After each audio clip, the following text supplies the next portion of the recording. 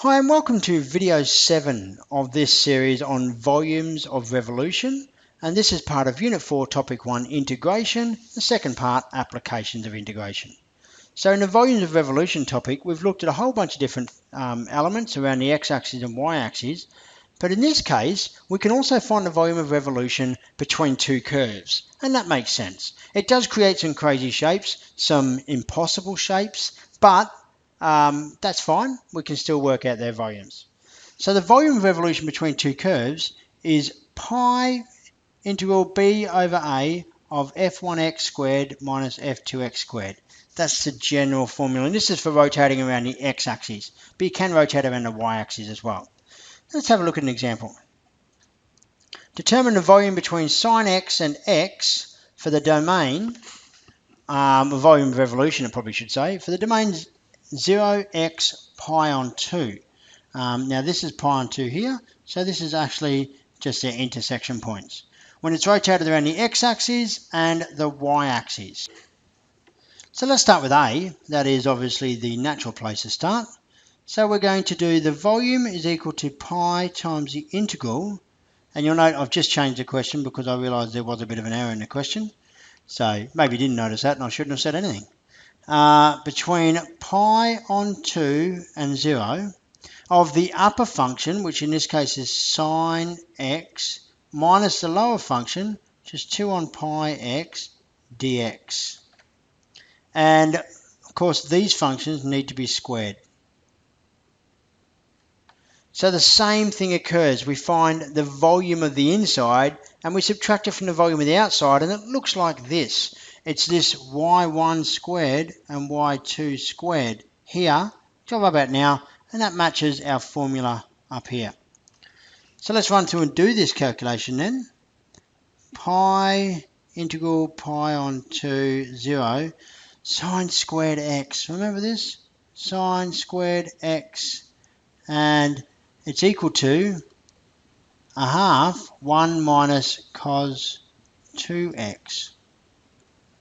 So we pop that in here, a half 1 minus cos 2x minus 4 on pi squared x squared dx. Now let's just zoom in on our working here, and this is equal to pi integral pi on 2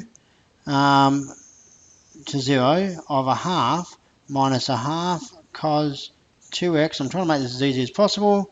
4 on pi, I've got some complex constants, but this will work out, dx.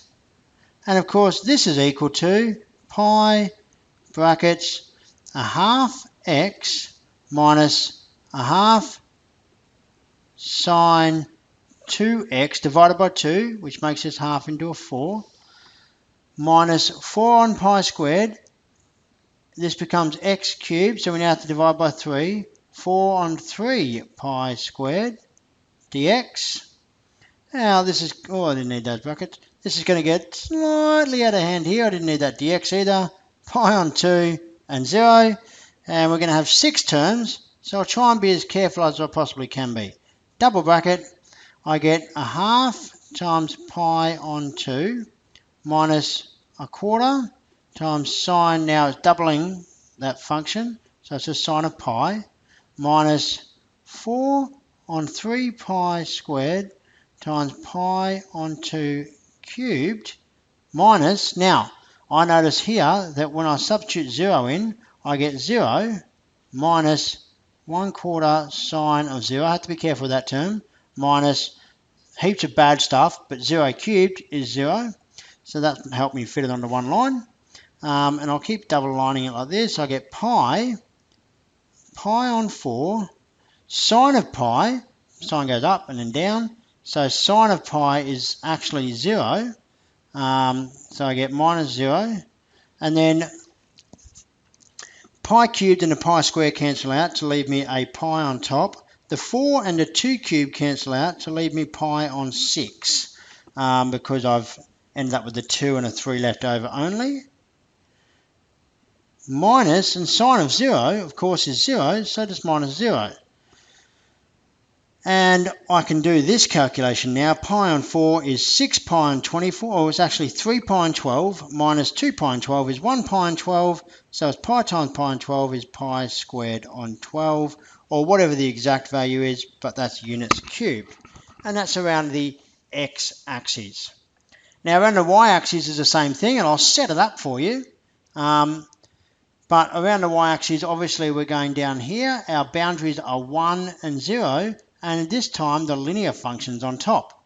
So for b, we get the integral between 1 and 0 with a pi, and I should move it and put my little volume sign.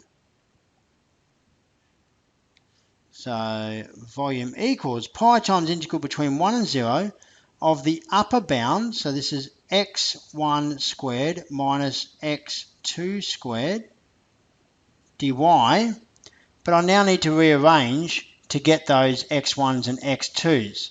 So I've got sine x and I've got 2 pi x. So x1, the upper bound, was 2 on pi x equals y. So I get pi on 2y as my rearrangement. And x2 is equal to sine inverse of y. And so I get is equal to pi times the integral from 1 to 0 of pi on 2y squared minus sine inverse of y squared dy. And now I'm going to evaluate on my calculator. Integrating sine inverse is the point where you need to go think to yourself, can I do that? No, I can't, and move on. So I'll do that on my calculator. And to do this, I'll go back to my menu, run matrix screen, and I'm going to go into math. I'm going to go to integrate. Now, I'm actually going to put a shift pi at the front, times that, and I'm going to be integrating brackets pi on 2, shift pi, over 2, times y squared, but I'm going to call that yx, all close brackets squared, minus sine, I should probably put this in brackets as well, so like that, brackets, shift sine of x, close brackets squared, with respect to x, and I'm going to be doing that between 0 and 1. And I press execute, and that gives me 1.11547, and I can't get an exact value in this case. So 1.11547, 11547 units squared. Now, I don't think this should be too dissimilar to the volume we got rotating around the x-axis, so let's just do a little check of shift pi squared divided by 12, which is my x answer, and I got 0.8225. So 0.8225. Quite similar. They won't be the same. They are quite similar though, which is what we expected. So there we have finding volumes rotated around the x and y axes between two curves, which we can also do pen on paper or with the calculator. Here's our week 5 reference. You can do all of 12D now. There is a look below for the challenge question, but I'm going to leave that as an in-class activity or an activity for you to collaborate with your peers. All the best.